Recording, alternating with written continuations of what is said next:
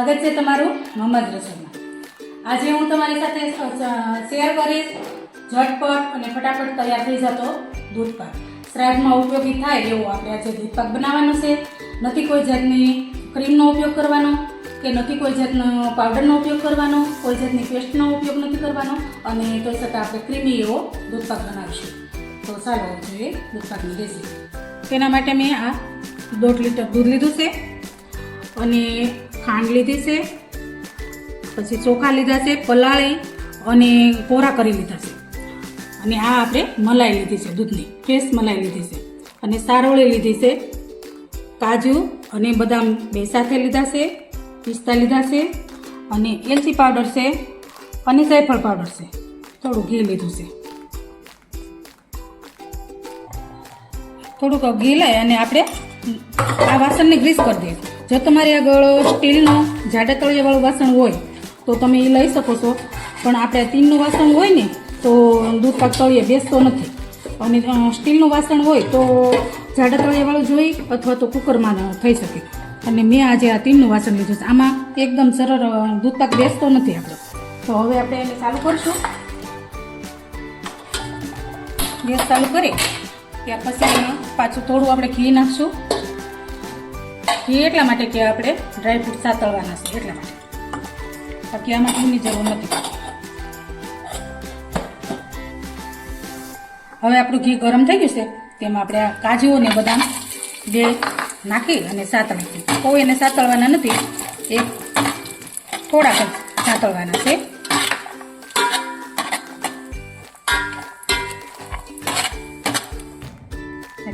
તેમાં આપણે પાછું થોડું ઘી નાખી અને આ જે ચોખા લીધા છે, મેં 3 ચમચી ચોખા લીધા છે, એને મેં અડધો કલાક પલાળી રાખ્યા છે।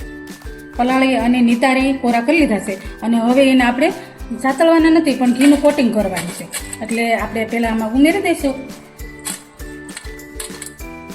અને ચોખા હંમેશા બાસમતી ચોખા જ લેવાના છે, ખીચડિયા ચોખા નથી લેવાના। અને જો અવેલેબલ ન હોય તો ખીચડિયા હાલે, પણ બાસમતી ચોખાની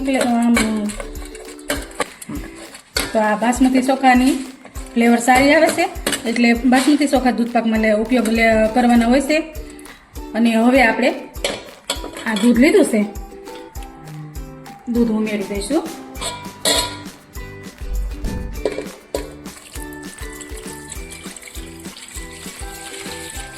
આ મેં 1.5 લીટર દૂધ લીધું છે।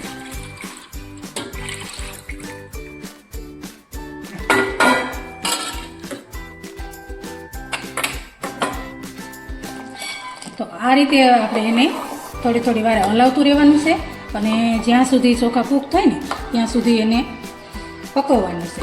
અને પછી એકદમ ચોખા કૂક થઈ જાય ને ત્યાર પછી જ આપણે તેમાં ખાંડ ઉમેરવાની છે। જો અગાઉ ખાંડ ઉમેરશું ને તો ચોખા કૂક નહીં થાય, એટલા માટે આપણે આવી રીતે ધીમે ધીમે હલાવતું રહેવાનું છે અને ધીમે તાપે દૂધને પકવવાનું છે। જેમ દૂધ પાક છે ને એમ આપણો દૂધ પાક એકદમ સ્વાદિષ્ટ અને મીઠો થાય અને ક્રીમી થાય।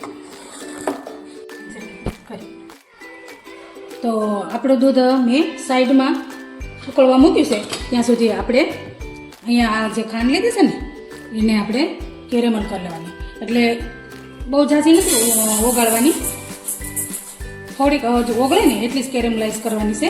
અને મેં 150 ગ્રામ જેટલી આ ખાંડ લીધી છે, એટલે જો ખાંડને તમે આવી રીતે નાખશો ને તો એ દૂધ પાકમાં એકદમ સરસ એની ફ્લેવર સારી આવશે। અને આપણે જ્યારે ખાંડ નાખ્યા પછી આપણે દૂધ પાક પકવવો પડતો નથી ઝાઝી ટાઈમ, 5 મિનિટમાં આપણો દૂધ પાક તૈયાર થઈ જાય છે। એટલે જો આને થોડી થોડી વારે આને આપણે હલાવતા રહેશું ને તો આપણો દૂધ પાક બિલકુલ ચોંટ્યો નથી તળિયે, અને જો સ્ટીલના વાસણમાં હશે ને તો તળિયે ચોંટી જાય, જો તળિયે કદાચ ભૂલમાં બેસી જાય ને તો એની સ્મેલ સારી નથી આવતી। અને આપણે તીનના વાસણ લીધું છે પણ એમાં દૂધ પાક ચોંટતો નથી જરાક।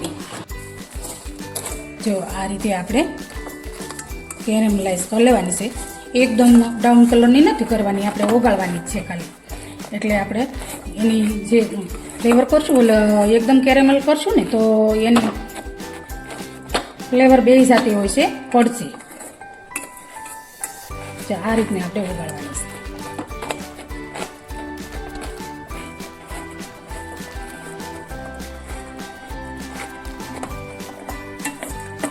તો આ રીતે હવે આપણે ખાંડ ઓગળી ગઈ છે ને, હવે આપણે દૂધમાં ઉમેરી દઈશું અને આપણું દૂધ પણ ઉકળી ગયું છે. રીતે આપણે અંદર ઉમેરી દઈશું. અને જો ખાંડ આપણે નાખીએ ને ત્યાર પછી ખાંડનું પાણી થતું હોય છે, એટલે આ તો આપણે કેરેમલ કરી છે એટલે ખાંડનું પાણી નહીં થાય. અને એક થોડીક દૂધ પાક રેડી થઈ જતો હોય છે. જ્યાં સુધી ખાંડ ઓગળી જાય ને ત્યાં સુધી હલાવવાનું છે. અને હવે પછી આપણે એલાયચી નાખી દઈએ. હવે પછી આમાં ચારોળી નાખી દઈશું.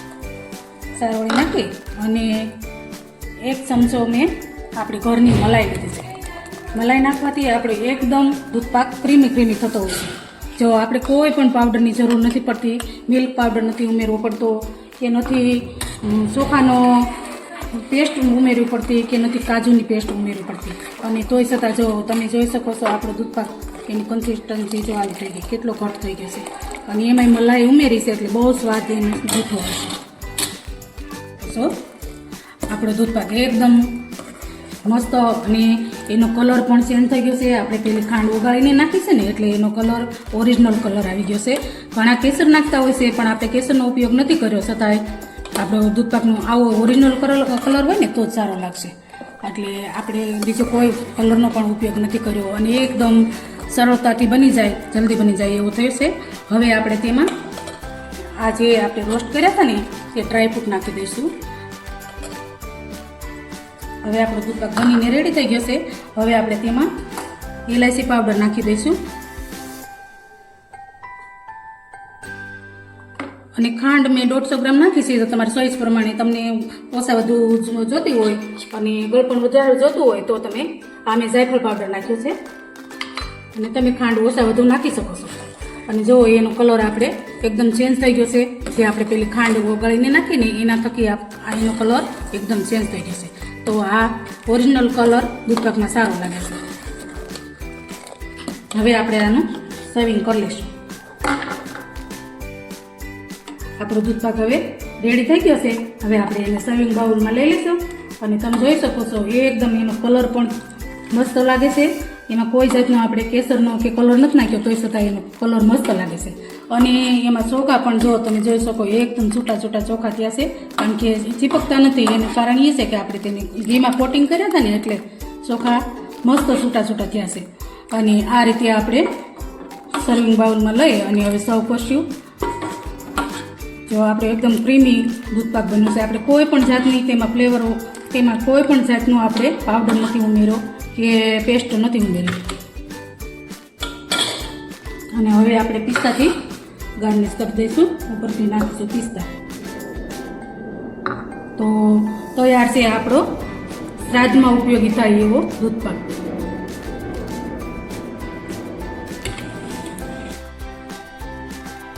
તો તૈયાર છે આપણો શ્રાદ્ધમાં ઉપયોગી થાય એવો દૂધપાક. જો તમને અમારા દૂધપાકની રેસીપી ગમી હોય તો કમેન્ટમાં જરૂરથી જણાવશો. અને મારા દૂધપાકનો વિડીયો તમને પસંદ આવ્યો હોય તો લાઈક કરજો, શેર કરજો અને સબસ્ક્રાઈબ કરજો.